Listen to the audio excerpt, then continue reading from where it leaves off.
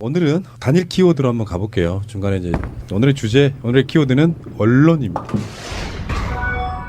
최근에 논란이 되고 있는 것들도 있고 언론에 대한 이야기를 한번 통으로 한번 가보려고 해요. 언론이란 무엇일까? 기존에 나왔던 언론 개혁 이런 이야기는 안 할게요. 일단 언론에 대한 정의를 한번 제가 내려볼까요? 언론을 우리 언론학에서 배울 때는 제4부라고 또 한다고 책에는 안 써있지만 교수님이 말합니다. 입법, 사법, 행정 그리고 언론이다 이렇게. 언론사 들어가는 게 고시만큼이나 힘들다고 그래서 언론고시라고도 부르죠. 왜 이런 현상이 생겼을까요? 그래서 이제 커뮤니케이션학 개론에 보면은 매스컴의 정의, 매스미디어의 정의가 나옵니다. 실제로 내가 지금 이 말은 여러분들과 5명이 하는 거는 매스라고 부를 수 없죠. 다수, 대중, 대용량 뭐 이런 거니까. 근데 그 미디어가 어느 날 최소 만 단위, 최대 수백만 단위의 사람들에게 한꺼번에 동시에 도달할 수 있는 거라 그러면 다 매스 미디어가 되는 거예요. 그 매스 미디어라고 하는 것이 언론인데 예전에는 언론의 방법이라는 게 뭔가를 전달하려고 하면 교통통신이 발달하지 않아서 파발말을 띄우고 봉화를 띄우고 그랬잖아요. 그리고 국가에서 할 수 있는 일종의 공지사항 같은 경우는 방을 붙였다고. 국가에서도 방을 붙이지만 고을 단위로 해서 어디 고을에 원림도 그게 방을 붙이고 이렇게 그런 식으로 알려냈단 말이에요. 근데 매스컴이라는 것은 이제 신문과 방송의 발달이 결정적으로 작용한다고 보는데 신문 같은 경우는 사실 민주주의 발달에 굉장히 획기적인 역할을 했던 게 맞거든요. 인쇄매체를 찍어가지고 굉장히 많은 사람들에게 거의 뭐 하루 만에 다 배달되는 형식이었다고 하면 근데 이제 방송 권력은 저는 이렇게 보거든요. 방송 매스컴, 매스미디어는 사실은 그 시작이 미국이라고 보시면 되고요. 서부 개척 시대 라디오 이렇게 출발을 한단 말이에요. 전파라는 걸 이용해가지고 수신기만 있으면 어떤 사람이 말을 해주는 거를 굉장히 많은 사람들이 듣게 되는 현상. 초창기 모델 같은 거 보면 저 어렸을 때 시골마을 가면은 이장님 댁에서 마이크 잡고 스피커 한 서너 대만 있으면 동네 분들에게 이장입니다. 마이크 테스트. 자, 지금 마을회관에서 회의가 있으니 다 나와주시기 바랍니다. 뭐 이런 식으로 하는 거. 그것도 사실은 초기 형태의 매스컴이라고 볼 수 있는 거거든요. 그런데 현대에 와서는 그게 단위가 수십만, 수백만, 수천만 단위가 되다 보니까 그게 이제 사실상의 권력이 돼버렸고 언론과 유착하지 않으면 정권이 유지될 수 없을 만큼의 그 아주 폐악적 권력이 좀 돼버린 좀 아프고 무서운 이야기지만 박근혜 탄핵도 사실은 조중동이 가세했기 때문에 가능했던 거죠. 조중동이 박근혜를 옹이하는 분위기였다 그러면 사회는 급속하게 혼란에 빠지면서 박근혜 탄핵 못됐을 거라고 저는 생각을 하고요. 같은 사안 최순실의 국정농단 같은 것들이 조중동에 의해서 만약에 실드 쳐지고 가짜로 보도가 됐다라고 하면은 이쪽 사람들은 그냥 대통령 자리를 노린 반역 세력밖에 되지 않았을 가능성이 있어요. 언론이 보여주는 허상들이라는 게 있어요. 그 언론학에 배우면은 화성인의 침공 이런 걸 배웁니다. 화성인들이 침공했다고 그런 정도로 언론은 배울 때는 진실을 전달하는 도구로서 언론을 배우지만 사실은 언론이 갖고 있는 그 거짓말스러움, 악의적 그리고 어쩌면 언론이 진실을 덮기도 합니다. 그런 것들이 갖고 있는 어떤 여러 가지 문제는 무엇인지 이런 이야기들을 한번 이야기 같이 나눠보고자 말씀드리는 거고요. 최근의 논란은 이제 그 시작부터 한다 그러면 뭐 조중동 기존의 매체는 말할 것도 없고 MBC, KBS 같은 지상파나 종편도 포함해가지고 언론들이 갖는 그 배타성과 비상식성 이런 것들에다가 심지어는 조중동에 비견되는 한경호로 대표되는 진보 언론들까지도 뭔가 너무 나쁜 권력이 돼버렸다는 것이 오늘의 지금 이야기해보고 싶은 주제인데요. 여러분들은 어떻게 보세요? 가장 믿을 만한 언론은 우리나라에 뭐가 있습니까? 글쎄요, 저는 그런 생각은 안 해봤는데 요즘 언론들을 보면서 한경호까지 포함해서 느껴지는 게 공포 영화에서 보면 그 나쁜 주인공이 마지막에 죽었는데 죽은 줄 알고 퇴장하려고 할 때 벌떡 일어나서 한 번 더 공격을 하잖아요. 그래서 다시 살아난 악당을 죽이고 나서야 영화가 끝나는데 지금 언론이라고 이름 지워졌던 그런 조직체 들이 살아갈 수 있는 그 과거의 논리로 살아갈 수 있는 마지막 시기가 지금인 것 같아요. 이미 권력은 시민들과 개인들한테 넘어갔거든요. 그래서 그 아마존 창업자 그 제프 베조스가 워싱턴 포스트를 자신의 어떤 수익 사업의 일환으로 데이터 분석 기업으로 변환시켜가지고 언론의 기능은 최소한 그 유지시키고 그러니까 시민들의 생각을 읽어드리는 채널로서 활용하는 이런 방식으로 가고 있는데 우리나라는 아직까지 그 단계까지는 못 간 것 같아요. 그러니까 아직까지 시민들을 자기들이 조작할 수 있고 조종할 수 있고 영향을 미칠 수 있다. 자신들의 권력이 아직 거대하고 크다라고 생각하는데 현실은 그게 아니기 때문에 잡음이 많이 생기는 것 같아요. 그러니까 이 시작의 출발을 저는 새가 날았던다를 먼저 이야기해보고 싶습니다. 이야기가 쉬울 뜻이니까. 제가 그런 이야기 여러 번 한 적이 있죠. 박근혜, 이명박이 아니더라도 방향성이 있었어요. 개인 매체 위주, 매스라고 하는 이름이 들어진 대규모 매체가 주도하는 언론 시장이 아니고 일반 개인들이 주도하는 스마트폰이 등장이 그것을 가속화시켜버렸는데 그런 것들이 이제 중간 단계에서 뭐 블로그 같은 걸로도 나오고 하다못해 인기 많은 사람의 페이지, 싸이월드 같은 경우는 굉장히 많은 사람들이 보게 되면 그게 예. 그 자체가 언론의 역할을 해버립니다. 예. 실제로 왜 파워 트위터리언이라고 부르시는 분들, 뭐 몇십만 이상 되시는 분들은 그 자체가 언론의 역할을 해버려요. 근데 그게 체계화되지 않고 아직까지는 이제 중간 단계에 있는 게 뭐냐면 취재 기능이 거의 없어요. 결국에는 검색인 거예요. 우리 방송도 사실 그렇잖아요. 네. 기자를 보내가지고 뭔가를 가져오거나 이런 게 아니라 뭔가 들어온 정보나 기사나 보도나 이런 것들을 검색해서 그것을 체계적으로 방송으로 풀어내는 능력인 거지 취재하거나 그러는 건 아니라고 봐요. 그리고 그럴 만한 여력도 없는 것이고. 그러니까 방향성 그거라고 봐요. 그래서 제가 항상 주장해왔던 거는 뭐냐면 언론이라는 게 사실 아무것도 아니다라는 게 제가 늘 주장하는 거였어요. 트위터가 진짜 언론이란 말은 진짜 언론들이 대놓고 하는 일종의 비웃음 같은 거죠. 진짜로 전달하는 내용이 뭐냐가 중요하지 니들처럼 겉멋만 들어서 언론이라고 할 수 없는 거 아닌가? 거기에 대한 문구가 거기에 다 포함되어 있는 거예요. 니들보다 우리가 나 그런 의미거든요. 트위터가 진짜 언론이란 말은 대단한 공정성을 갖고 있겠다 이런 게 아니에요. 오해하신 분들이 거기에 대해서 가끔씩 그렇게 이야기를 하시더라고요. 트위터가 진짜 언론이라며 이렇게 이야기하시는데 그 속 내용은 그런 것이 아니라는 말씀드리고요. 근데 지금의 언론들이 차라리 그냥 까고 나 문재인 싫어 이렇게 딱 까고 뭔가 이렇게 비난을 하든 비판을 하든 뭐 평가를 하든 하면 훨씬 더 재밌지 않을까. 그러니까 공정한 척 하는 게 꼴보기 싫은 거죠. 공정한 척 하는 게 어떤 균형을 맞춘다고 이렇게 이야기하고 객관적으로 평가한다고 이야기하고 그게 자신들의 그 시선이 뭔가 우월한 것처럼 그런 뉘앙스를 깔고 이렇게 보도하는 게 꼴보기 싫은 거죠. 차라리 그냥 솔직하게 넌 꼴보기 싫어. 저렇게 서민의 언어를 쓰는 인간들은 다 싫어. 문재인이고 뭐고 우리처럼 이렇게 매끄러운 전문 용어로도 못 쓰는 것들이 서민들하고 서민들의 용어를 쓰면서 서민들끼리만 그렇게 소통하는 게 나는 너무 꼴보기 싫어 못 보겠어. 이러면 차라리 그래? 받을 수도 있을 것 같은데 이게 너무 하는 척하는 게 저는 보면서 너무 화가 나는 거예요. 이게 너무 옆으로 쓰시면 안 되고요. 줄기를 한번 잡아볼게요. 사실은 언론이라고 하는 기능이 대단한 능력을 갖고 할 수 있는 게 전문 영역이 아니에요.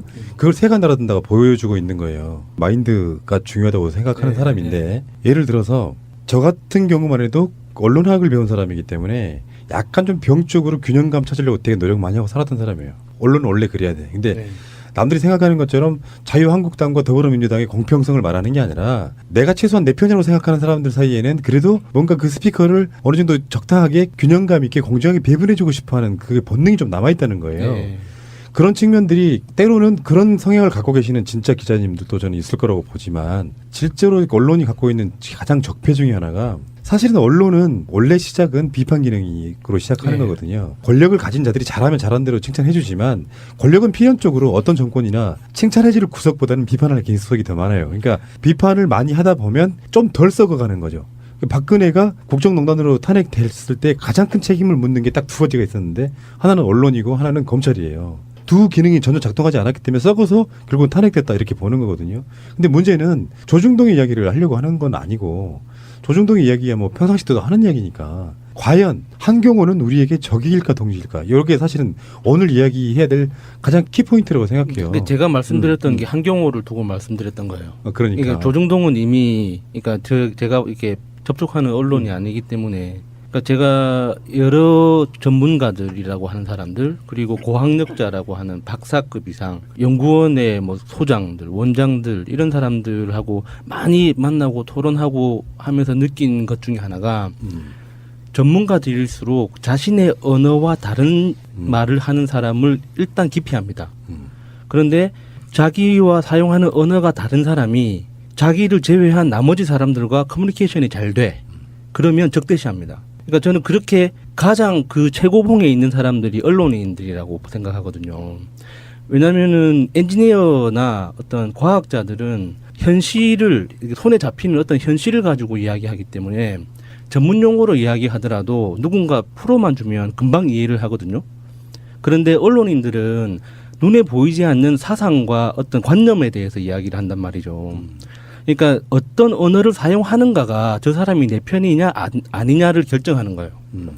그러니까 노무현 대통령도 언론의 비판을 받았던 이유가 노무현 대통령이 사용한 언어 자체가 자신들의 언어가 아니었거든요. 노무현 대통령도 공부 많이 하시고 어떤 철학적 그 배경이나 이론적 지식이 충분히 있었던 분임에도 불구하고 서민의 언어를 통해서 소통을 하셨단 말이에요. 그게 꼴보기 싫었다고 생각해요. 언론 입장에서. 똑같은 이야기를 하더라도 자신들의 언어, 예를 들어서 우리 친하게 지냅시다, 다 같이 화합합시다 하면 누구나 알아듣는데 똘레랑스 알겠죠? 똘레랑스 몰라? 똘레랑스? 이런 식으로 그러니까 똘레랑스라는 용어를 통해서 소통하는 사람과 화합합시다 하고 접근하는 사람을 구분짓는 거죠. 그래서 지금 언론의 앙상내짐을 지금 우리가. 그러니까 저는 이런 이야기를 쉽게 풀어보고 싶어요. 뭐냐면은 실드와 비판이 동시에 같이 존재하는 거라고 보는데 언론은 속성이 마치 특정한 운동선수가 자기가 운동하는 것을 꿈에서도 꿈을 꾸는 거랑 좀 비슷한 부분이 없지 않아 있어요. 그러니까 나쁘게 보면은 꼴 같지 않은 자부심 같은 거고 좋게 보면은 사실 그게 있어야 돼요. 그러니까 조중동의 언론들은 실제로 자기 진영의 이익을 위해서 언론의 역할을 매 팽개쳤어. 그러니까 그 사람들은 그냥 우리가 그들이 보기에는 언론처럼 보이지만 우리가 보기에는 언론이 아닌 상태에 그냥 자본에 충실한 복무하는 그런 매체라고 보면 언론 아니에요. 우리가 봤을 때 우리는 진보 쪽 사람들이 훨씬 더 사회의 공익지향적이고 더 맞는 말을 하는 일종의 좀 더 나은 진영이라고 생각하는 입장에서는 한겨레, 경향, 오마이뉴스 같은 매체들이 기본적으로는 우리 편이라고 생각을 했는데 그들은 본능적으로 중립을 지키려고 노력한단 말이에요. 근데 차라리 기계적 중립을 지키면 좀 나아요. 어느 순간에 이렇게 돼버리는 부분이 있죠. 사람이 살다 보니까 제가 그 문제를 저는 그렇게 봤는데 대세론이 서면 여당 후보가 대세론일 때는 찍소리를 못하던 언론들이 야당 후보가 대세론일 때는 그 사람이 될 걸 알면서도 그걸 저지를 해요. 이유가 뭔가 생각해 보니까 복수하지 않는다였어요. 그들은 그들 나름대로 합법적으로 복수하지 않기 때문에 자기들 깐에는 언론으로 보이려고 엄청 노력하는 거예요. 만만한 거죠. 네, 만만하다는 게 바로 그런 지점인데 그러니까 그런 것들이 주는 어떤 괴리감들이 이도저도 아닌 상태에서 믿음을 주지 못하고 사람들에게 씹혀. 근데 그 중에 있는 이제 기득권에 있는 그 유명한 무슨 기자나 에디터나 뭐 그런 분들이 어느 날 이제 그게 갑자기 못 보던 거 SNS가 그게 요즘에 문제이긴 하죠. SNS가 직접적으로 소통하다 보니까 막 부딪히기도 하고 그래서 사실은 악플이라는 것도요 안 보면은 별로 신경 안 쓰이는데 내 눈에 보이면 신경 쓰이는 게 사람이 그건 인지상정이에요. 그건 문재인 대통령도 마찬가지. 어떻게 해서 문변이라고 댓글을 달았을까. 그런 측면을 우리가 봤을 때는 그 사람들이 직접 소통하다 보니까 이제 사고들이 나고 그 사람들이 술을 먹었든 안 먹었든 간에 SNS 쓴 글을 봄으로써 그들이 우리를 어떻게 보는가를 봐버린 거예요. 그러니까 자기들 스스로가 한경호라는 진보 내에 있지만 권력이라고 생각하는 완고한 기득권으로 자리 잡았다는 걸 보여주는 거예요. 그리고 니들이 누구누구를 지지하는 것까지 좋은데 이런 짓으로 빠짓하면서 몰려다니면서 쓰레기짓 하지 마. 우리는 진짜 언론인데 니들이 뭐라고 이러는 거야. 이런 느낌을 봐버린 거예요. 그러니까 사람들이 이제는 조중동이 아니라 진보 언론을 개혁해야 된다는 목소리가 높아지면서 뭐 구독자, 그러니까 우리 말하는 무슨 SNS 구독자를 말하는 게 아니라 실제로 오프라인에 나가는 신문 안 봐. 무슨 후원 안 해. 이렇게 돼버리는 상황이 돼버렸고 심지어는 최근에 한겨레 신문에서 만드는 파파이스에도 구독을 안 하겠다고 너무 많아가지고. 근데 제일 큰 거는 한겨레 신문 지금 주식 모으기 운동을 하고 있습니다.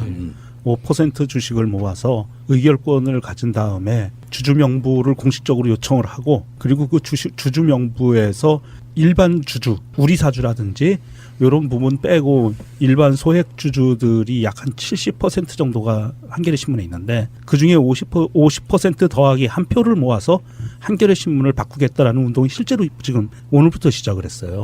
굉장히 위험한 거죠. 근데 그거는 굉장히 좋은 거라고 봅니다. 사실은 원래 한겨레 신문의 성격이 일반 국민들이 만든 신문이잖아요. 네, 맞아요. 국민들이 만든 신문인데 이게 완고하게 자기들만의 기득권화 돼버리는 거예요. 그 주주 배분 같은 것도 점점 더 특정 단체나 인물에게 몰리는 형태로 바뀌기 시작하면 그게 권력이 돼버리는 거거든요. 그러니까 한겨레 신문도 그런 방향은 저는 좋다고 봐요. 정말로 다수의 주주들이 모여서 그 한 덩어리가 대주주가 되면 바꿀 수 있다고 보는데 근데 저는 이제 약간 좀 불만이 있는 게 뭐냐면은 이런 측면이 있는 거죠. 어차피 조중동은 우리 새끼들 아니다라고 생각하면 분리대응할 필요가 있다. 첫 번째는 그 신문사를 망하게 하면 안 돼요. 예를 들면 그 기득권에 안주하면서 이제는 뭐 당연한 듯이 예를 들면 한겨레 신문에도 자유한국당과 예전에 청와대나 국회를 출입하는 기자들이 있잖아요. 그 친목 관계에 의해서 그들은 그쪽 기사를 쓸 수밖에 없는 형태. 좋은 의미에서 보면 언론사의 공정성이 사실 구현되는 건데 워낙에 그들의 적폐인데 거기에 기득권으로 안주해가지고 사실 민주 시민들의 목소리를 니들 쓰레기다, 니들은 뭐 개떼 이렇게 표현해버리는 순간에 이제 기자로서의 태도의 문제 때문에 결국은 분노하게 되는 건데요. 근데 그 회사 망하게 해야 돼? 라고 하면 결국에는 그래도요. 진보 언론사는 세 개가 만약에 있다고 치면은 이쪽 정권이 힘을 잃을 때도 있잖아요. 그럴 때 그걸 지켜주는 힘도 거기서 나와요. 조중동 같은 경우는 잘 나갈 때 임기 초반에는 물어뜯는 게 아니고 막 아부를 하면서 생존을 하잖아요. 그러다가 좀만 약해진다 싶으면 돌변해가지고 물어뜯잖아요. 그리고 노무현 대통령 때 봤지 않습니까? 그런데 지금 진보 언론들은 그래도 합리적으로 지켜주려는 노력이 그들보다는 훨씬 낫습니다. 근데 이걸 망하게 해버리면 기댈 게 없는 상태가 돼버릴 수도 있다는 우려가 있습니다. 그런데 새날 같은 뭐 팟캐스트라는 새로운 매체가 나타난 거잖아요. 매스미디어, 케이블 방송이라든지 거기에서 우리의 목소리를 내주지 않으니까 팟캐스트나 뭐 이런 게 나타났듯이 조중동이나 한경호에서 그것을 우리의 목소리를 내놓지 않으면은 괜찮은 기자들이 많단 말이에요. 그 사람들이 또 다른 뉴스 에이전시를 만들 수 있는 거 아니에요? 그러니까 나는요, 기자는 괜찮은 기자는 없다고 생각하는 사람. 그게 뭐냐면은 기자가 괜찮아지려면 두 가지만 있으면 돼요. 취재할 수 있는 자금력, 그리고 올바른 마인드만 있으면 돼요. 잠복 취재를 하려고 해도 어떤 그 버틸 수 있는 자본 또는 어디 멀리 출장도 가야 되고 심지어는 해외도 가야 돼. 그렇죠. 그런 것들. 파파이스에 꾸준히 나오시는 그 촬영 기자 있잖아요. 이름 까먹. 미디어 몽구. 예, 몽구. 그런 분. 그런 것들이 좋은 언론이라고 저는 보는 것이고 기자는 사실 전문가 영역이 아니에요. 근데 최근에 저희들 학교 다닐 때는 다르게 언론의 영역이 어떻게 바뀌었냐면은 언론학을 전공한 사람들이 언론사에 들어가는 게 아니고 각종 사회 분야에 어떤 특별한 전공을 하던 사람들이 그 전공을 가지고 기자나 PD로 들어가는 시대가 됐거든요. 언론학의 베이스가 전혀 안 된 사람들이 자기 전공만 갖고 언론사에 들어가는 부분도 분명히 있는 거예요. 그런 측면에 그게 문제가 하나 있는 거고 진보 언론 기자들의 문제는 제가 봤을 땐 그렇게 생각해요. 그때 무슨 얘기가 나왔었냐면은 MBC가 파업할 때 왜 성공하지 못했느냐. 성공하지 못한 이유가 딱 하나인 거였어요. 먹고 사는 이즘 때문에. 월급 차업 들어버리고 대출 받아서 파업을 유지해야 되잖아요. 근데 우리들 같은 사람들이 좀 낀 세대는 어떤 느낌이냐면은 예전에 언론사에서 해직투쟁하던 사람들이 그걸 본받아서 니들이 이걸 이겨줬어야 되는데 이걸 못 이겼다. 근데 실제로 지금 그 해직투쟁하던 그러니까 MBC에서 불과 몇 년 전까지 박근혜 정권이 들어서기 전에도 투쟁하다가 결국에는 그걸 못 이기고 결국은 진 거잖아요. 근데 그때랑 그럼 시대가 다르다는 거지. 그러니까 지금도 머릿속에다가 한겨레 기자들은 뭐 옛날에 동아트위에 있는 그 막 대선배 기자님들처럼 뭔가 투철한 언론 감각을 갖고 있을 거라고 생각하는 건 아주 극히 일부라는 거예요. 나머지는 그냥 자기가 먹고 사는 집에 의해서 기자일 뿐이라는 것이 가장 큰 문제입니다. 그러니까 기대가 컸다 보니까 하는 짓들이 보면 조중동 기자들이나 크게 달라 보이지 않는 겁니다. 그런 게. 단 한겨레라고 하는 회사 내 문화가 조금 조중동과 다를 뿐이지. 뭐가 다르냐고. 저는 요즘 벌어지고 있는 한경호와 시민들의 부딪힘 이거를 조금 다르게 보고 있습니다. 저희들 같은 이런 무지랭이들도 보통은 그거를 체감적으로 느끼는데 노무현 대통령을 대통령으로 만들었던 사람들을 친노 세력이라고 하죠. 그리고 우리가 그 저들의 프레임에 따라서 그게 노빠라고 불렀습니다. 그냥 편하게 노빠라고 할게요. 이건 제가 비하하는 발언이 아닙니다. 그냥 알아듣기 쉽게.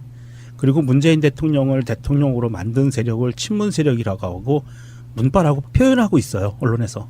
그런데 좀 이게 분리해서 생각을 해야 되는데 저들 그 조중동을 포함한 한경호가 동일시하게 보는 경향이 노빠는 문바야.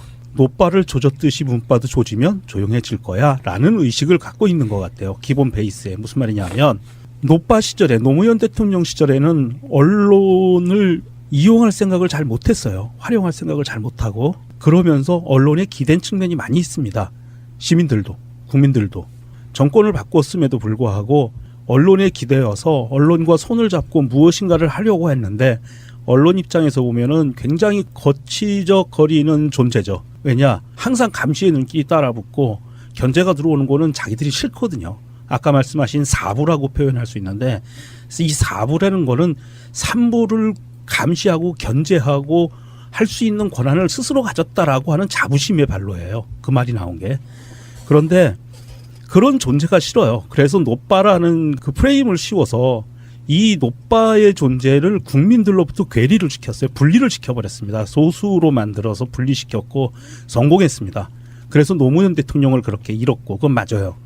그게 역사적 사실인 거고요. 그런데 그 사람들이 더해서 다른 사람들과 더해서 문바가 되는 과정은요. 약 10년, 약 8년, 10년의 인고의 세월을 거치면서 굉장히 많은 진화를 했어요. 대표적으로 진화한 것은 2017년에 들어와서 폭력적이지 않고 법의 테두리에서 벗어나지 않는 헌법의 가치를 지키는 한도 내에서 대통령이란 자를 파면을 시켰다는 겁니다. 그리고 그 여력을 이어받아서 정부를 만들었어요. 문재인을 당선시키면서 정부를 만들었습니다. 이것은 그 사람들이 우리가 문빠 노빠라고 칭하는 그런 사람들이 혁명 정부를 수립을 한 거예요. 그렇게 봐줘야 돼요. 우리가 좋은 말로 얘기하면 시민이라고 하죠. 시민 권력이 정부 권력을 만들어낸 겁니다. 이런 상황에서 언론들이 지금도 여전히 조중동 한경호를 포함해서, 그런데 조중동은 지금 약간 엎드렸어요. 엎드려서 지금 복지부동하고 있는 상태입니다. 고개를 못 들고. 그런데 한경호는 여기에서 이 시민들을 상대로 드자비질을 벌이고 있는 거예요. 시민들이 감시하고 견제하고 들어오는 것에 대해서 기분 나빠하고 이 시민들에 대해서 아주 저열한 단어를 써가면서 기자들이 공격을 했어요. 그러니까 이 시민들이 참을 수가 없죠. 왜? 우리는 나서서 대통령도 갈아치웠어. 정부도 바꿨어.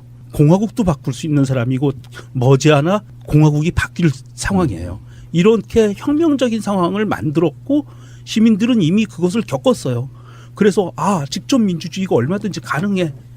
간접 민주주의를 택하고 있는, 대의 민주주의를 택하고 있는 헌법하에서도 이렇게 직접 민주주의가 가능하거나 라는 것을 깨달아 버렸어요. 사람들이 부지불식하네.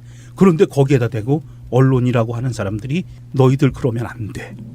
문빠 니들 그러면 안 돼. 문빠는 빠져. 계속 이런 메시지를 보내고 문빠에 대해서 공격을 해요. 다덴벼 문빠 심지어는. 그래서 이런 시민들의 그 진화되어 있고 성숙한 정치의식과 기존의 권력 중에 하나인 언론 권력을 갖고 있는 사람들 간에 이게 서로 간격이 너무 커진 거예요.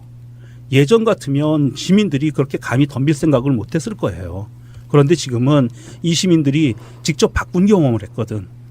그러면 언론도 바꿀 수 있다라고 생각을 해요. 그 기본적인 틀에는 매우 동감하나 이상적인 걸로만 되는 부분은 아닌 게 뭐냐면은 실제로 평상시에도 정권 바뀌기 훨씬 전에도 한경호가 싫었던 사람들이 여기에 같이 결합하면 훨씬 더 무서운 결과가 나옵니다. 그럴 수 있죠. 예. 그러니까 실제로 조중동을 옹호하던 사람들 입장에서 한경호 없애기 딱 좋은 시대다라고 결합한다면 이게 무서운 결과가 나올 수 있어요.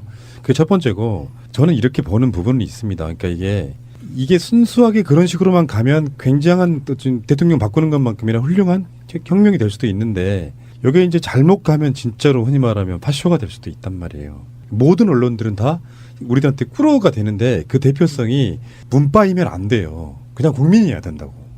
근데 시민에 의해서 개혁을 당하는 쪽 입장에서는 한쪽으로 치워놓으면 훨씬 더 편하죠. 그렇죠. 일부 문빠들만 그렇다라고. 그렇죠. 그렇게 편한 프레임을 거예요. 짜고 있는 거예요. 예. 예.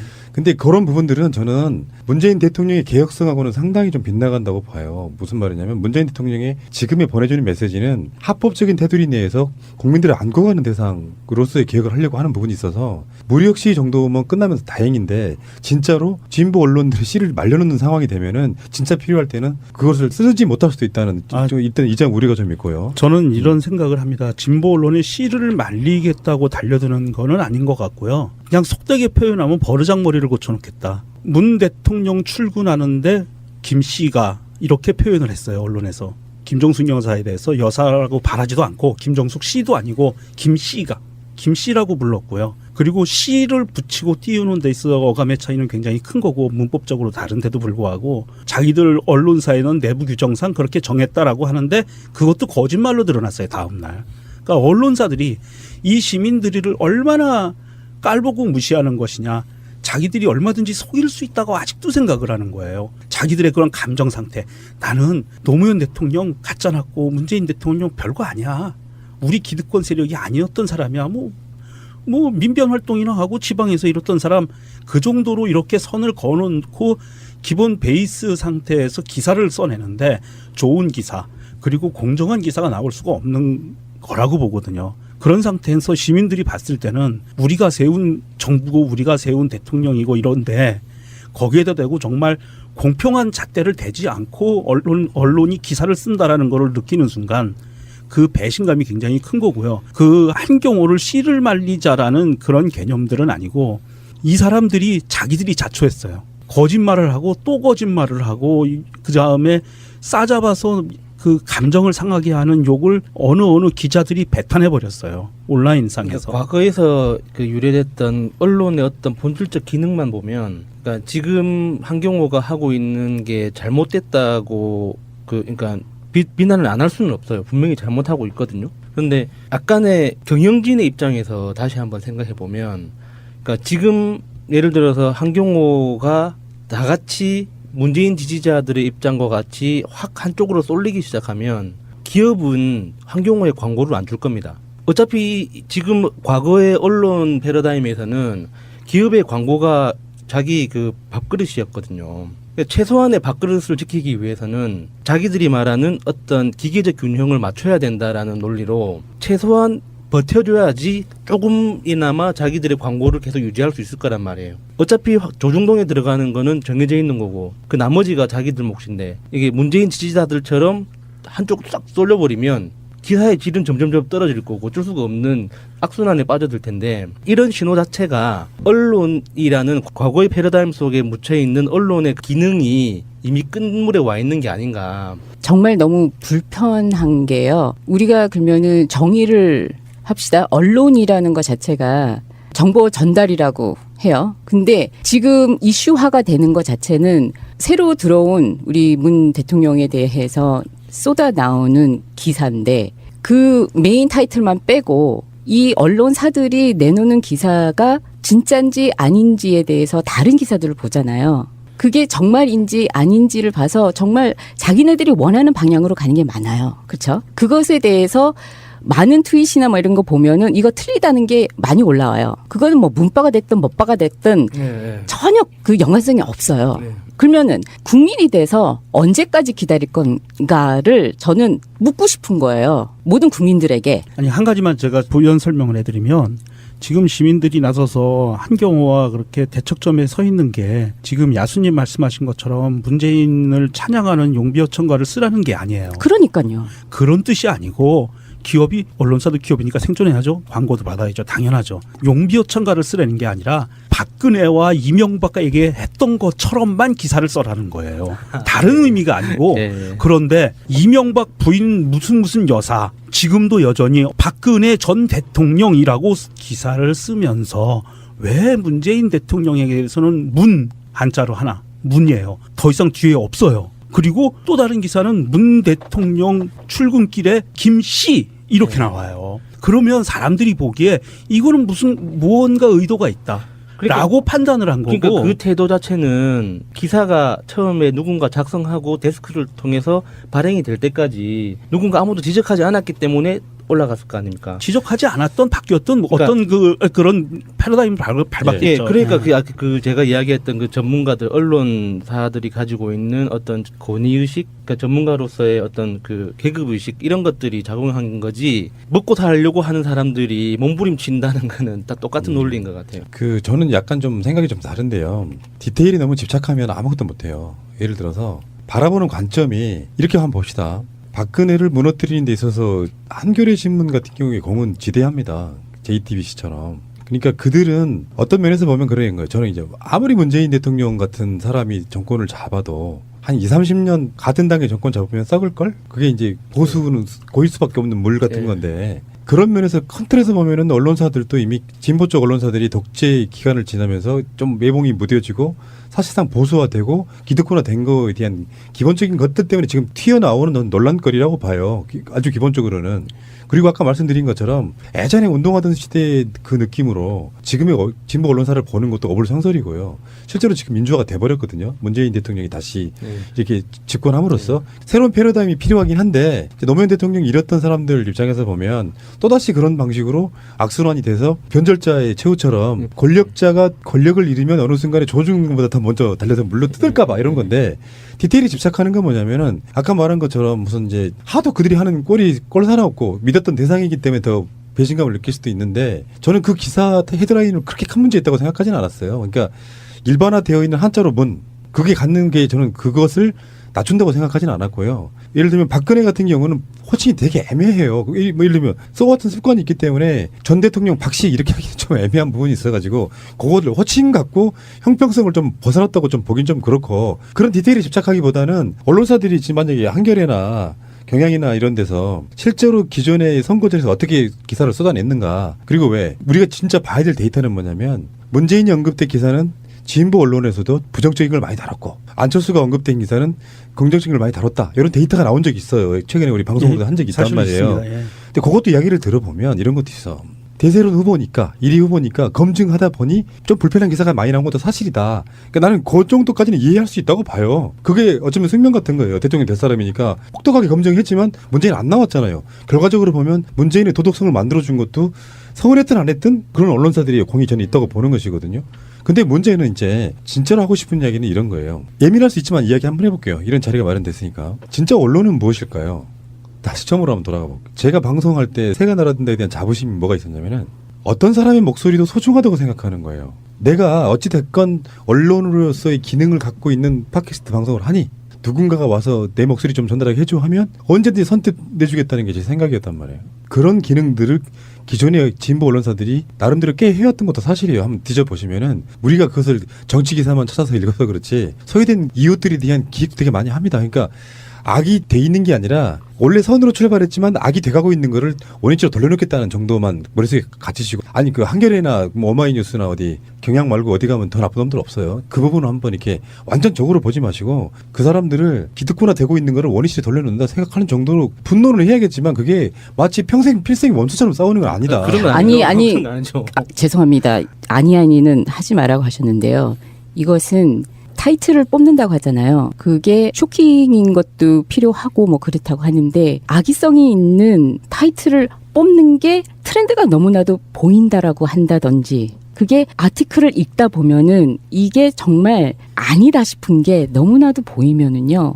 이것은 그냥 아 그렇구나라고 넘어갈 수 있는 수준이 아닌 거잖아요. 실제로 언론사에도요. 누구 대통령, 누구 뭐 후보, 누구 국회의원하고 친한 기자들이 많아요. 그게 기득권화되어 있는 대표적인 거예요. 그렇다 보니까 자기가 가까운 사람, 예를 들면 뭐 안철수랑 가까웠던 그쪽 국민의당 관계자랑 가까웠던 기자들은 우호적으로 쓰고 이런 측면도 없지 않아 있고요. 그거는 디테일로 들어가서 뭐 악의성을 갖고 쓴다 이런 부분은 그 디테일이 엄청나게 많이 모아지면 그 언론사의 기본적인 생각일 겁니다. 시민들이 이런 것도 느낍니다. 뭐냐면 뭐 특정 기자라고 했는데 한겨레 신문 기자예요. 안수찬 기자. 그분이 그렇게 페북에다 썼는데 처음에 썼을 때는 본인이 술 먹었다고 했으니까 술 먹은 상태에서 쓴 것은 다덤벼 문바라고 썼고요. 그리고 댓글이 어마어마하게 달려서 만몇천 개가 달렸는데 그리고 나니까 내가 어제 술 먹고 이렇게 해서 죄송하다 뭐 이렇게 해가지고 써서 올렸어요. 그러면서 욕을 하려면 나를 욕하고 우리 신문사에는 나보다 더 훌륭한 기자들도 많으니까 이렇게 아주 쭉 해서 사과를 올렸는데 사람들이 빈정이 상하니까 뭐라 그러냐면 너보다도 훌륭한 기자를 찾는 게 아니라 너만큼 더 나쁜 기자, 저질 기자도 많아. 너보다 더 저질 기자, 덜 저질 기자. 이거를 얘기해야지. 왜 너가 본인이 훌륭하다고 스스로 얘기하니? 이렇게까지 왔어요. 저는 훌륭하니까 저보다 더 훌륭한 기자. 문맥의 뜻은 그래요. 그렇게까지 와서 시민들과 부딪히는 거거든요. 그런데 저는 정말 답답한 게 언론사에서 사과문을 했어요. 미디어오늘도 냈고요. 제일 먼저 미디어오늘에서는 그 기자가 시민들을 향해서 개 그리고 네 주인한테 가서 이런 표현을 했어요. 그래서 그것 때문에 난리가 나니까 1차가 미디어오늘에서 사과문을 냈고 2차가 한겨레 신문에서 사과문을 냈는데 한겨레 신문은 제호하고 몇 개 단어만 수정해서 복사해서 붙여넣기 했어요. 미디어오늘 사과문을 똑같이. 글자 수도 거의 비슷해요. 그렇게 됐고 오마이뉴스에서는 해명서를 냈어요. C라고 붙이는 거에 대한 해명서를 그런 거를 냈고 했는데 제가 답답하다고 느끼는 거는 자 언론사에서 사과문까지 냈어요. 그러면 거기에서 스톱할 수 있는데 불구하고 계속 불씨를 던져주는 거는 그 후속 기사가 점점 더 감정을 건드리는 기사들이 나와요. 아까 말씀드린 것처럼 극단적으로 기사에서 문 쉼표 찍고 이렇게 기사가 나오거나 문 대통령 출근길에 김씨 이렇게 나와버려요. 그 전에 그런 게 없었어요. 근데 사과문이 나오고 나서 그 기사가 확 튀어나오니까 사람들이 도는 거예요. 그래서 너들 정말 한번 해보자겠다는 거야? 이렇게 나오는 거예요. 지금 상황은 그렇게 벌어지고 있어서 언론사들 보면 참 답답한 마음이 느껴요. 언론사가 시민을 제어하려고 하는 이 모습이 답답한데 그 CBS의 변상욱 대기자가 오죽 답답하면 트윗에 이런 글을 썼습니다. 2개를 썼는데요. 읽어드리겠습니다. 요거까지만 읽어드리고 저는 이제 말을 닫을게요. 기자들에 대한 비난이 아프고 때로 너무한다 싶은 것도 물론 있다. 내게도 많은 욕설과 조롱이 온다. 그러나 기자는 적으로 삼아 마땅한 공적들에게 적이 되어 싸우는 것이지 독자 시민을 적으로 돌릴 수는 없다. 그 어떤 상황에서도 존중하며 속뜻을 해야 되어야 이렇게 썼고요. 하나는 쓰레기라는 비난을 듣는데 누구라도 서운하고 때로 험한 욕까지 들으면 울컥하는 건 인지상정. 그러나 결국 용기를 내야 하는 건 그 순간이다. 온유하게 겸손하게 한 번 더 온유하고 겸손하게 그리고 끝까지 온유하고 겸손하게 이렇게 글을 올렸어요. 기자가 가져야 될 언론사가 가져야 될 태도의 문제라는 거죠. 이것을 이 변상욱 대기자는 정말 제 가슴에 와닿는 문구를 썼더라고요. 물론 이거는 언론에게만 해당되는 말이 아니에요. 우리 시민들에게도 해당되는 말이에요. 아까 푸른나무님이 얘기한 것처럼 그 언론사를 죽여야 되느냐? 아니요. 죽이면 안 되죠. 우리 편이 되어줄 사람들인데 기관인데 죽일 수는 없는데 언론들이 조금 빨리 정신을 차렸으면 좋겠다. 사람들은 그들이 우리 편이 돼주길 바래요. 그 생각을 바꿔야 된다고요. 언론이 누구 편이라고 하는 것 자체가 언론이 아니라는 걸 증명하는 거란 말이에요. 그러니까 우리는 진보 언론사와 조중동을 분리하려고 하지만 그들은 대놓고 누구 편을 섰던 사람들이고 최소한 이쪽에 우리 편 들어줄 사람들이 반은 저쪽 팔고 반은 이쪽 팔고 반은 저쪽 비판하고 반은 이쪽 비판하니까 근데 심리적으로 우리 편이라고 생각했던 사람들이 하는 짓 보면 왜 남의 덕이 더 커 보이잖아요. 상대방 후보에 대해서 칭찬하면서 훨씬 칭찬 많이 한 것 같고 우리 편 칭찬하면 좀 짜게 한 것 같고 이런 심리도 분명히 작용한다고 보는 거거든요. 그러니까 아까 말한 그 태도 문제라는 게 뭐냐면은 그러니까 아까 말한 것처럼 일단 문바란 용어로 사용하면 안 된다고요. 네. 특정화 시켜버리는 순간에 특정 계층만의 무슨 뭐 다구리 이렇게 돼버리면 안 되는 것이고 그 말은 누구도 쓰면 안 되는 말이라고 생각해요.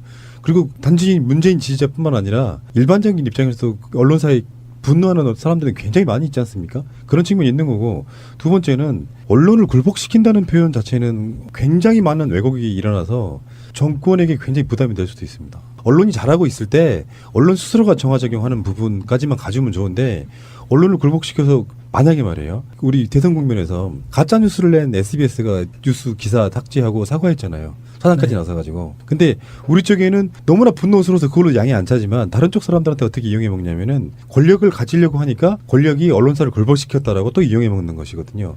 그러니까 언론사는 언론 자체가 저는 불가침이어야 된다고 보는데 과도주기적으로 지금 흔히 말해서 손보는 기간은 좀 필요하다고 보는 거예요. 깜짝 놀라게는 해줘야 돼.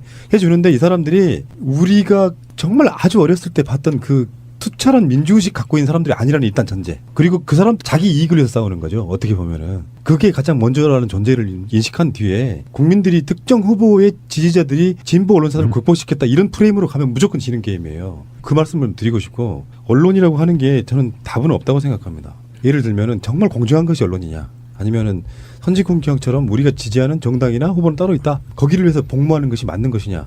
그거는 있지만 우리나라에서만큼은 사부라고 불리는 이유가 있어요. 그만큼 권력을 가진 거잖아요. 공식 공무원 시험을 보는 건 아니지만 언론고시를 벗어 뭔가 그 자리에 있는 사람들이잖아요. 그런 사람들에게 저는 부탁을 하나 드리고 싶어요. 저도 SNS 하지 마라. 그게 소통이 아니에요. 소통이 예를 들면 그 공간 내에서 스스로 스타가 되거나 뭔가 정말 억울한데 지금 대통령도 트윗하고 계시잖아요. 문재인 대통령 청와대 가서도 트윗을 몇 개 날렸어요. 그 트윗으로 소통한다는 거에 의미를 두는 것이지 실제로 지금 현재 SNS 하고 있는 사람들은 자기가 대단한 스타나 되는 양 하고 있는 SNS가 있고요. 또 중독성 SNS가 있고 그러면서 말이 많아지고 RT가 많아지면 온갖 실수가 드러나게 돼 있어요. 그걸로 이미 자기가 언론 갖고 있는 언론 기능의 반 이상을 해쳐버립니다.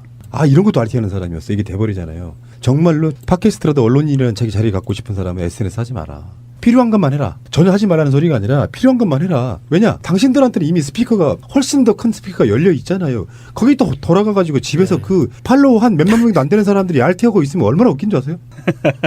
언론의 자유는 당연히 보장받아야 된다고 느끼고 계실 거라고 믿어요. 균형을 요구를 하는 거죠. 이건 논쟁거리예요. 사실 네. 가치관 차이인데 네. 무엇이 먼저냐의 차이이긴 한데 기본적으로 아까 말한 것처럼 우리 쪽 진영의 매체라고 부르면 안 된다니까요. 그러니까요. 그렇게 안 보이려고 지금까지 그렇게 노력했던 거예요. 그 사람들은. 그러니까 그 사람들한테 우리한테 되게 잘해주지 않는다고 서운할 것도 없는 것이고요. 옛날 같은 시대도 아니라는 말씀을 제가 드려보는 아니 것이고. 그러니까 한경호가 우리 편이다, 뭐 조중전이 우리 편이 아니다라는 게 아니고, 그러니까 그런 말이 있잖아요. 저들이 뭐 폐간되면 안 된다라고 하는 게 왜? 그들한테 후원하는 돈으로 다른 뭐 언론사들을 키울 수 있잖아를 그 씨앗 자체를 뭐 죽일 필요는 없다는 거죠. 문 대통령이 이날 오전 8시 54분 주영훈 경호실장, 송인배 전 더불어민주당 일정총괄팀장 부인 김 씨와 함께 관저에서 나왔다. 짙은 남색 정장에 하늘색 넥타이를 맨 문 대통령은 관저 정문 앞에서 김 씨에게 가세요 여보 잘 다녀오세요라고 배웅 인사를 받았다. 문 대통령이 걸어가는 모습을 지켜보던 김 씨는 다시 문 대통령에게 달려가 옷매무새를 만지며 바지가 너무 짧다. 바지 하나 사야겠다라고 말했다. 국민일보에는 그거에 대해서 이렇게 나왔어요. 국민일보의 타이틀을 대통령 옆 영부인 김정숙 씨, 김 씨 아닙니다. 그런 실수 우리한테는 있을 수가 없어. 이렇게 타이틀을 달았네요.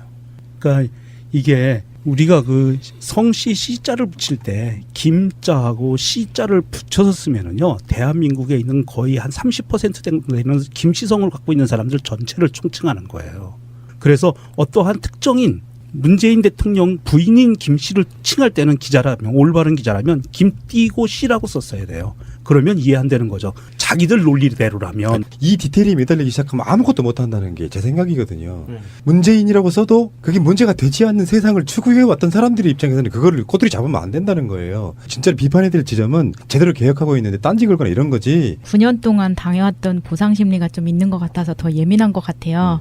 근데 그럴 상황이면 언론사나 특히 진보진영 쪽 언론사는 조심을 했었어야 되고, 실수를 했으면 바로 정정하고 적절한 진심 담긴 사과가 있었으면 이렇게 커지지 않았을 것 같은데, 이게 너무 소모적인 싸움이라 정말 한경호를 폐간을 시킨다면 앞으로 조중동은 누구랑 싸웁니까? 그러니까 아까 말한 기자들의 그 술 먹고 뭐 SNS 해가지고 독자들을 뭐 개떼 뭐 개돼지로 보는 이런 사람들은 정말 분명히 잘못한 거고요. 분리대응을 좀 합시다. 이런 부분은 저는 일관된 질언이에요. 잘못된 부분을 각계격파를 하는 것은 전 나쁘지 않다고 생각이 드는데, 지금까지 오랜 시간 동안 적폐와 나쁜 악의 무리와 이명박근혜와 싸워왔던 동반자 관계였다라고 하면은 그들이 망하게 하는 건 저는 반대합니다. 예, 잘한 건 잘한 거고 잘못한 건 잘못한 거고, 이게 잘못한 게 있다고 해서 그동안 잘했던 것까지 싸그리 다 없던 일처럼 해버리면 서로 손해잖아요. 기존의 새누리당 지지자였거나 일베였던 자들은 다 죽었나요?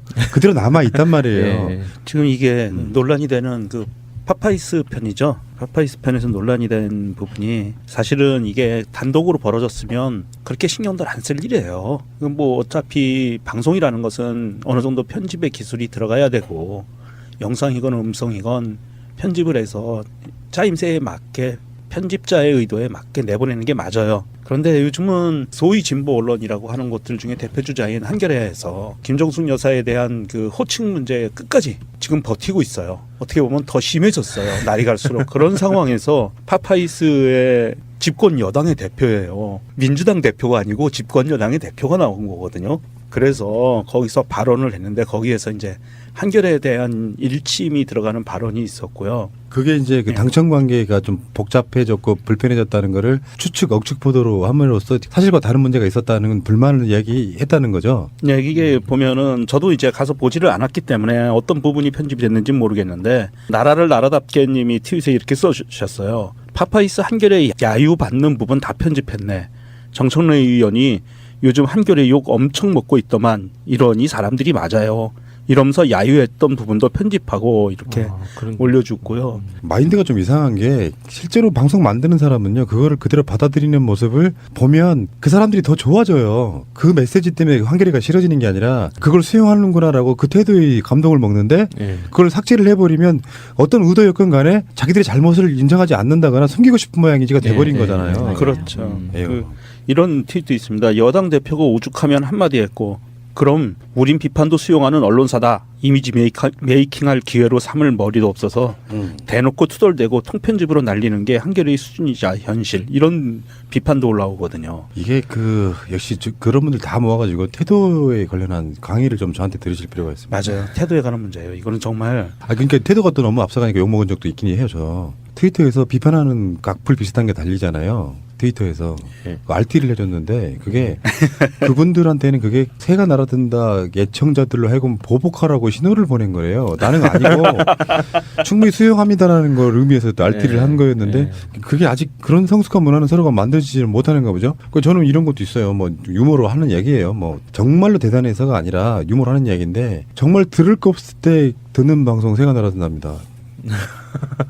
실제로 자기 방송을 그렇게 생각하는 사람이 어디 있겠어요. 네. 근데 그렇게 겸손하게 가면 사람들이 거기에 대해서 밉다는 생각이 안 들게 해주는 어떤 중에 스킬이거든요. 자기 네. 자세를 낮추는 거를. 네. 벌어진 일이고 언론사는 자기 일이라고 할지라도 벌어진 일에 대해서 최대한 그걸 드러내놓고 사람들한테 공개할 저는 의무가 있다고 생각해요. 자기 문제라면 오히려. 이런 건 있거든요. 우리 방송에 나오신 분이 다른 팟캐스트를 욕해요.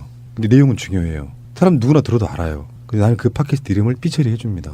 네. 그건 일종의 동료의식이고 연대의식이라고 네, 생각이 들거든요. 근데 그런 방식. 근데 새가 날아든다를 욕할 때는 내가 스스로 삐처리지 않는 것처럼. 마찬가지로 다른 팟캐스트에서 우리 새가 날아든다 대놓고 욕한 사람도 있는데 그런 삐처리에 대한 연대의식이 없던 사람도 사실 있었던 건 사실인데 네. 그 연대는 일종의 달리 보면은 뭐 짬짬이가 될 수도 있어서 저는 그게 네. 꼭 좋은 면만 있다고 생각하지는 않지만 결론적으로 자기 자신들의 잘못을 그냥 드러내주는 것. 다시 말씀드려요. 저는 황진미 씨 의견에 동조하지는 않아요. 근데 그런 의견도 있다는 것을 과감없이 드러내주는 것이 오히려 장기적으로 나쁘지 않다고 생각하는 예. 사람이기 때문에 예. 드러내주는 건데 사람들은 그 시그널을 황진미에 동조하기 때문이라고만 생각하는 거예요. 사람들은. 저는 그런 지점이 있다고 보고 어쨌건 다시 이제 마무리를 한 번 더 하자 그러면 언론사들이 갖는 오랜 시간 동안의 관성, 패배 의식에 절은 진보 언론사. 우리들처럼 목표가 정권 교체가 아니라 기계적 균형을 잡기 위해서는 야당 후보를 더 많이 깔 수밖에 없게 되는 언론사가 돼버린. 근데 앞으로 언론이 저는 다른 거 안 바라요. 뭐 문재인 빨아줘 이런 건 안 바라고 진짜 공평하게 진보 언론사든 조중동이든 똑같아진다고 생각해. 네. 맞아요. 아니면은 자기의 정파성을 드러내든가 해. 민주 진보 쪽을 지지할래라고 드러내든가 해. 그것도 저것도 아니면서 간에 붙었다 썰게 붙었다 하다가 기계적 균형만 잡고 기계적 균형만 잡으면은 진정성이 안 보이는 거거든요. 진짜로 사랑하면 상대방에 대해서 기계적 균형을 잡으면서도 더 애착이 가는 기사가 나와요. 예. 그게 논평이든 기사든 간에. 기계적 균형만 잡아도 굉장히 괜찮다고 봐요. 예, 그 기계적 균형도 잡지 않고 오늘자 뉴스에는 모 신문사에서는 서훈 국정원장 후보자 부인이 상가 점포 6곳에서 뭐 월세를 얼마를 받았다는 이런 거를 단독 뉴스로 기사를 내요. 월세 받으면 안 되나? 그러니까 불법이 아닌데. 그게 단독이라고 하면 특정 불법인 것 같은데 예. 자기들이 알아낸 있는 팩트다 이거잖아요. 그렇죠. 예. 죄가 불법도 아니고. 아이씨. 예. 이러니까 화가 나는 거예요, 사람들은. 그거랑 똑같은 거네. 서훈 국정원장 후보자 화장실 다녀와. 그렇죠. 후보가 되죠. 화장실 가서 20분 있다 다녀. 그걸 단독이라고 하니 불법적인 것도 없는데. 그럼. 그렇죠. 좀 심하네. 어디예요, 근데 거기가? 한결에. 에이씨, 나 진짜 큰일 났네, 큰일 났네. 문재인 대통령은 변호사 시절에 한결이 어렵다고 2억 대출 받아가지고 이혼의 그 위험을 시절에 무릅쓰고. 2억이면 그 시절에 2억이면 보통 돈도 아닌데. 이거 안 파셨으면 지금도 주주일 거 아니에요. 네. 그들은 본능적으로 중립을 지키려고 노력한단 말이에요. 근데 차라리 기계적 중립을 지키면 좀 나아요. 어느 순간에 이렇게 돼버리는 부분이 있죠. 사람이 살다 보니까 제가 그 문제를 저는 그렇게 봤는데 대세론이 서면 여당 후보가 대세론일 때는 찍소리를 못하던 언론들이 야당 후보가 대세론일 때는 그 사람이 될 걸 알면서도 그걸 저지를 해요. 이유가 뭔가 생각해 보니까 복수하지 않는다였어요. 그들은 그들 나름대로 합법적으로 복수하지 않기 때문에 자기들 간에는 언론으로 보이려고 엄청 노력하는 거예요. 만만한 거죠. 네, 만만하다는 게 바로 그런 지점인데 그러니까 그런 것들이 주는 어떤 괴리감들이 이도저도 아닌 상태에서 믿음을 주지 못하고 사람들에게 씹혀. 근데 그 중에 있는 이제 기득권에 있는 그 유명한 무슨 기자나 에디터나 뭐 그런 분들이 어느 날 이제 그게 갑자기 못 보던 거 SNS가 그게 요즘 문제이긴 하죠. SNS가 직접적으로 소통하다 보니까 막 부딪히기도 하고 그래서 사실은 악플이라는 것도요 안 보면은 별로 신경 안 쓰이는데 내 눈에 보이면 신경 쓰이는 게 사람이 그건 인지상정이 그건 문재인 대통령도 마찬가지. 어떻게해서 문변이라고 댓글을 달았을까. 그런 측면을 우리가 봤을 때는 그 사람들이 직접 소통하다 보니까 이제 사고들이 나고 그 사람들이 술을 먹었든 안 먹었든 간에 SNS 쓴 글을 봄으로써 그들이 우리를 어떻게 보는가를 봐버린 거예요. 네.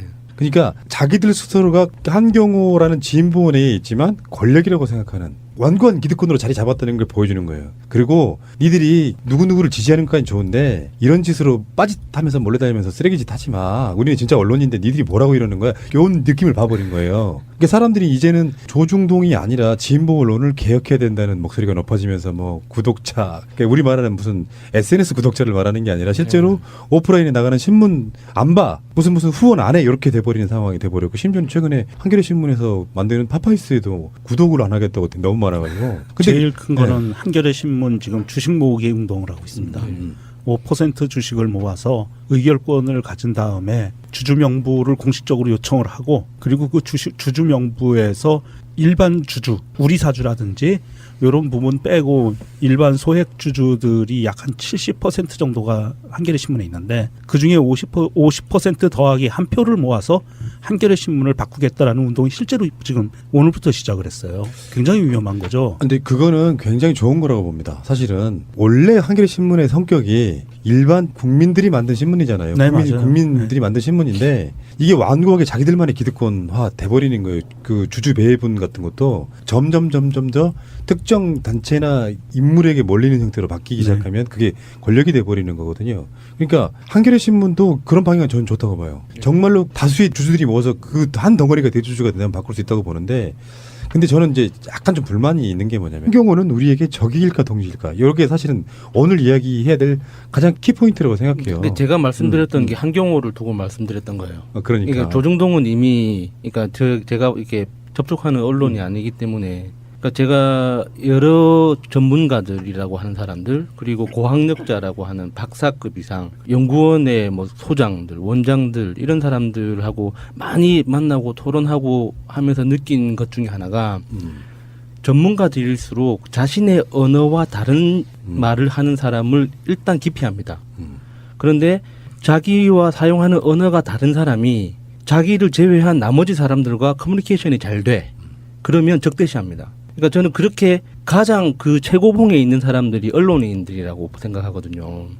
왜냐하면은 엔지니어나 어떤 과학자들은 현실을 손에 잡히는 어떤 현실을 가지고 이야기하기 때문에 전문 용어로 이야기하더라도 누군가 프로만 주면 금방 이해를 하거든요. 그런데 언론인들은 눈에 보이지 않는 사상과 어떤 관념에 대해서 이야기를 한단 말이죠. 그러니까 어떤 언어를 사용하는가가 저 사람이 내 편이냐 아니냐를 결정하는 거예요. 그러니까 노무현 대통령도 언론의 비판을 받았던 이유가 노무현 대통령이 사용한 언어 자체가 자신들의 언어가 아니었거든요. 노무현 대통령도 공부 많이 하시고 어떤 철학적 그 배경이나 이론적 지식이 충분히 있었던 분임에도 불구하고 서민의 언어를 통해서 소통을 하셨단 말이에요. 그게 꼴보기 싫었다고 생각해요. 언론 입장에서. 똑같은 이야기를 하더라도 자신들의 언어, 예를 들어서 우리 친하게 지냅시다, 다 같이 화합합시다 하면 누구나 알아듣는데 똘레랑스 알겠죠? 똘레랑스 몰라? 똘레랑스? 이런 식으로 그러니까 똘레랑스라는 용어를 통해서 소통하는 사람과 화합합시다 하고 접근하는 사람을 구분짓는 거죠. 그래서 지금 언론의 앙샹대짐을 지금 우리가 그러니까 저는 이런 이야기를 쉽게 풀어보고 싶어요. 뭐냐면은 쉴드와 비판이 동시에 같이 존재하는 거라고 보는데 언론은 속성이 마치 특정한 운동선수가 자기가 운동하는 것을 꿈에서도 꿈을 꾸는 거랑 좀 비슷한 부분이 없지 않아 있어요. 그러니까 나쁘게 보면은 꼴 같지 않은 자부심 같은 거고 좋게 보면은 사실 그게 있어야 돼요. 그러니까 조중동의 언론들은 실제로 자기 진영의 이익을 위해서 언론의 역할을 팽개쳤어. 그러니까 그 사람들은 그냥 우리가 그들이 보기에는 언론처럼 보이지만 우리가 보기에는 언론이 아닌 상태에 그냥 자본에 충실한 복무하는 그런 매체라고 보면 언론은 아니에요. 우리가 봤을 때 우리는 진보 쪽 사람들이 훨씬 더 사회의 공익지향적이고 더 맞는 말을 하는 일종의 좀 더 나은 진영이라고 생각하는 입장에서는 한겨레, 경향, 오마이뉴스 같은 매체들이 기본적으로는 우리 편이라고 생각을 했는데 오늘은 단일 키워드로 한번 가볼게요. 중간에 이제 오늘의 주제, 오늘의 키워드는 언론입니다. 최근에 논란이 되고 있는 것들도 있고 언론에 대한 이야기를 한번 통으로 한번 가보려고 해요. 언론이란 무엇일까? 기존에 나왔던 언론 개혁 이런 이야기는 안 할게요. 일단 언론에 대한 정의를 한번 제가 내려볼까요? 언론을 우리 언론학에서 배울 때는 제4부라고 또 한다고 책에는 안 써있지만 교수님이 말합니다. 입법, 사법, 행정 그리고 언론이다 이렇게. 언론사 들어가는 게 고시만큼이나 힘들다고 그래서 언론고시라고도 부르죠. 왜 이런 현상이 생겼을까요? 그래서 이제 커뮤니케이션학 개론에 보면은 매스컴의 정의, 매스미디어의 정의가 나옵니다. 실제로 내가 지금 이 말은 여러분들과 5명이 하는 거는 매스라고 부를 수 없죠. 예. 다수, 대중, 대용량 뭐 이런 거니까. 예.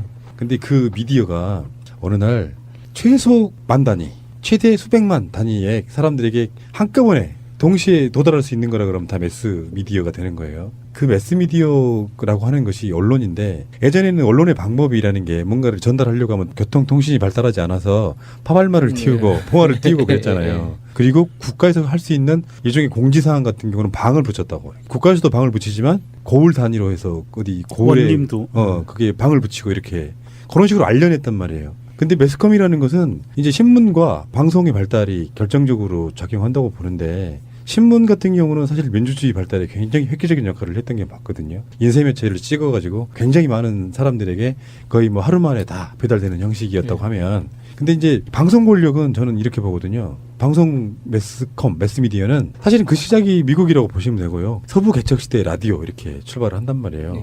전파라는 걸 이용해가지고 수신기만 있으면 어떤 사람이 말을 해주는 거를 굉장히 많은 사람들이 듣게 되는 현상. 초창기 모델 같은 거 보면 저 어렸을 때 시골만을 가면은 이장님 댁에서 마이크 잡고 스피커 한 서너 대만 있으면 동네 분들에게 이장입니다. 마이크 테스트. 자, 지금 마을회관에서 회의가 있으니 다 나와주시기 바랍니다. 뭐 이런 식으로 하는 거. 그것도 사실은 초기 형태의 매스컴이라고 볼 수 있는 거거든요.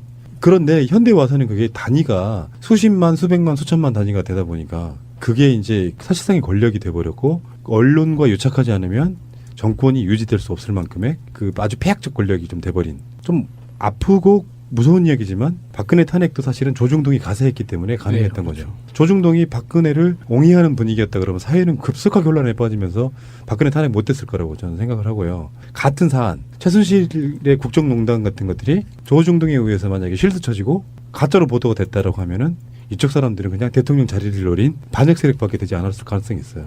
언론이 보여주는 허상들이라는 게 있어요. 그 언론학에 배우면은 화성인의 침공 이런 걸 배웁니다. 화성인들이 침공했다고 그런 정도로 언론은 배울 때는 진실을 전달하는 도구로서 언론을 배우지만, 사실은 언론이 갖고 있는 그 거짓말스러움, 악의적, 그리고 어쩌면 언론이 진실을 덮기도 합니다. 그런 것들이 갖고 있는 어떤 여러 가지 문제는 무엇인지 이런 이야기들을 한번 이야기 같이 나눠보고자 말씀드리는 거고요. 최근의 논란은 이제 그 시작부터 한다 그러면 뭐 조중동 기존의 매체는 말할 것도 없고 MBC, KBS 같은 지상파나 종편도 포함해가지고 언론들이 갖는 그 배타성과 비상식성 이런 것들에다가 심지어는 조중동에 비견되는 한경호로 대표되는 진보 언론들까지도 뭔가 너무 나쁜 권력이 돼버렸다는 것이 오늘의 지금 이야기해보고 싶은 주제인데요. 여러분들은 어떻게 보세요? 가장 믿을 만한 언론은 우리나라에 뭐가 있습니까? 글쎄요, 저는 그런 생각은 안 해봤는데 요즘 언론들을 보면서 한경호까지 포함해서 느껴지는 게, 공포 영화에서 보면 그 나쁜 주인공이 마지막에 죽었는데 죽은 줄 알고 퇴장하려고 할 때 벌떡 일어나서 한 번 더 공격을 하잖아요. 그래서 다시 살아난 악당을 죽이고 나서야 영화가 끝나는데, 지금 언론이라고 이름 지워졌던 그런 조직체 들이 살아갈 수 있는 그 과거의 논리로 살아갈 수 있는 마지막 시기가 지금인 것 같아요. 이미 권력은 시민들과 개인들한테 넘어갔거든요. 그래서 그 아마존 창업자 그 제프 베조스가 워싱턴 포스트를 자신의 어떤 수익 사업의 일환으로 데이터 분석 기업으로 변환시켜가지고 언론의 기능은 최소한 그 유지시키고, 그러니까 시민들의 생각을 읽어드리는 채널로서 활용하는 이런 방식으로 가고 있는데, 우리나라는 아직까지 그 단계까지는 못 간 것 같아요. 그러니까 아직까지 시민들을 자기들이 조작할 수 있고 조종할 수 있고 영향을 미칠 수 있다. 자신들의 권력이 아직 거대하고 크다라고 생각하는데 현실은 그게 아니기 때문에 잡음이 많이 생기는 것 같아요. 그러니까 이 시작의 출발을 저는 새가 날았던다를 먼저 이야기해보고 싶습니다. 이야기가 쉬울 뜻이니까. 제가 그런 이야기 여러 번 한 적이 있죠. 박근혜, 이명박이 아니더라도 방향성이 있었어요. 개인 매체 위주, 매스라고 하는 이름이 들어진 대규모 매체가 주도하는 언론 시장이 아니고 일반 개인들이 주도하는, 스마트폰이 등장해 그것을 가속화시켜버렸는데, 그런 것들이 이제 중간 단계에서 뭐 블로그 같은 걸로도 나오고 하다못해 인기 많은 사람의 페이지, 싸이월드 같은 경우는 굉장히 많은 사람들이 보게 되면 그게 그 자체가 언론의 역할을 해버립니다. 실제로 왜 파워 트위터리언이라고 부르시는 분들, 뭐 몇십만 이상 되시는 분들은 그 자체가 언론의 역할을 해버려요. 그게 체계화되지 않고 아직까지는 이제 중간 단계에 있는 게 뭐냐면 취재 기능이 거의 없어요. 결국에는 검색인 거예요. 우리 방송도 사실 그렇잖아요. 네. 기자를 보내가지고 뭔가를 가져오거나 이런 게 아니라 뭔가 들어온 정보나 기사나 보도나 이런 것들을 검색해서 그것을 체계적으로 방송으로 풀어내는 능력인 거지 취재하거나 그러는 건 아니라고 봐요. 그리고 그럴 만한 여력도 없는 것이고. 그러니까 방향성 그거라고 봐요. 그래서 제가 항상 주장해왔던 거는 뭐냐면 언론이라는 게 사실 아무것도 아니다라는 게 제가 늘 주장하는 거였어요. 트위터가 진짜 언론이란 말은 진짜 언론들이 대놓고 하는 일종의 비웃음 같은 거죠. 진짜로 전달하는 내용이 뭐냐가 중요하지 니들처럼 겉멋만 들어서 언론이라고 할 수 없는 거 아닌가? 거기에 대한 문구가 거기에 다 포함되어 있는 거예요. 니들보다 우리가 나 그런 의미거든요. 트위터가 진짜 언론이란 말은 대단한 공정성을 갖고 있겠다 이런 게 아니에요. 오해하신 분들이 거기에 대해서 가끔씩 그렇게 얘기를 하시더라고요. 트위터가 진짜 언론이라며 이렇게 얘기하시는데 그 속 내용은 그런 것이 아니라는 말씀드리고요. 근데 지금의 언론들이 차라리 그냥 까고 나 문재인 싫어 이렇게 딱 까고 뭔가 이렇게 비난을 하든 비판을 하든 뭐 평가를 하든 하면 훨씬 더 재밌지 않을까. 그러니까 공정한 척 하는 게 꼴보기 싫은 거죠. 공정한 척 하는 게 어떤 균형을 맞춘다고 이렇게 이야기하고 객관적으로 평가한다고 이야기하고 그게 자신들의 그 시선이 뭔가 우월한 것처럼 그런 뉘앙스를 깔고 이렇게 보도하는 게 꼴보기 싫은 거죠. 차라리 그냥 솔직하게 넌 꼴보기 싫어. 저렇게 서민의 언어를 쓰는 인간들은 다 싫어. 문재인이고 뭐고 우리처럼 이렇게 매끄러운 전문 용어로도 못 쓰는 것들이 서민들하고 서민들의 용어를 쓰면서 서민들끼리만 그렇게 소통하는 게 나는 너무 꼴보기 싫어 못 보겠어. 이러면 차라리 그래? 봐줄 수도 있을 것 같은데 이게 너무 하는 척하는 게 저는 보면서 너무 화가 나는 거죠. 이게 너무 옆으로 쓰시면 안 되고요. 줄기를 한번 잡아볼게요. 사실은 언론이라고 하는 기능이 대단한 능력을 갖고 할 수 있는 게 전문 영역이 아니에요. 그걸 새가 날아든다고 보여주고 있는 거예요. 마인드가 중요하다고 생각하는 사람인데 예를 들어서 저 같은 경우만 해도 언론학을 배운 사람이기 때문에 약간 좀 병적으로 균형감 찾으려고 되게 노력 많이 하고 살았던 사람이에요. 언론은 원래 그래야 돼. 근데 남들이 생각하는 것처럼 자유한국당과 더불어민주당의 공평성을 말하는 게 아니라 내가 최소한 내 편이라고 생각하는 사람들 사이에는 그래도 뭔가 그 스피커를 어느 정도 적당하게 균형감 있게 공정하게 배분해주고 싶어하는 그 본능이 좀 남아있다는 거예요. 네. 그런 측면들이 때로는 그런 성향을 갖고 계시는 진짜 기자님들도 저는 있을 거라고 보지만 실제로 언론이 갖고 있는 가장 적폐 중에 하나가 사실은 언론은 원래 시작은 비판 기능으로 시작하는 거거든요. 권력을 가진 자들이 잘하면 잘한 대로 칭찬해 주지만 권력은 필연적으로 어떤 정권이나 칭찬해 줄 구석보다는 비판할 구석이 더 많아요. 그러니까 비판을 많이 하다 보면 좀 덜 썩어가는 거죠. 박근혜가 국정농단으로 탄핵됐을 때 가장 큰 책임을 묻는 게 딱 두 가지가 있었는데 하나는 언론이고 하나는 검찰이에요. 두 기능이 전혀 작동하지 않았기 때문에 썩어서 결국은 탄핵됐다 이렇게 보는 거거든요. 근데 문제는 조중동의 이야기를 하려고 하는 건 아니고 조중동의 이야기야 뭐 평상시 때도 하는 이야기니까 과연 한